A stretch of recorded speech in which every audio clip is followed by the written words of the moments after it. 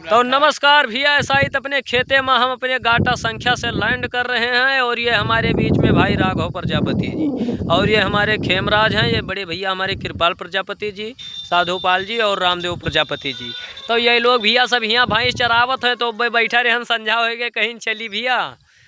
तो हम कहा देखो ऐसा है कि चले तो भैया है, बाकी आप लोग क्या कह रहे थे जानवर के बारे में आपका क्या कहना है? जो आज का मनई जो भैंस गोरू पाला नहीं चाहते, वह दूध बंधाए हैं, वो दूध घर में बैठा पिया था, उनके बारे में आपका क्या कहना है?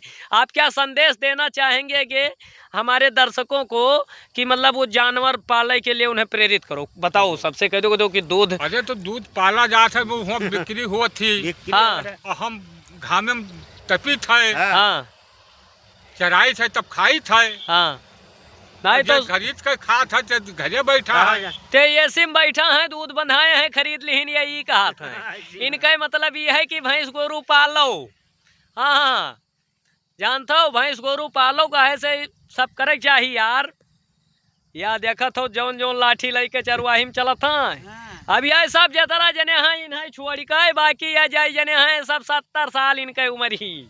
अब ये इतना थका है कि इन्हें अगर 70 वाली मिल जाए तो सब थका दूर है भाई। हाँ हाँ देखियो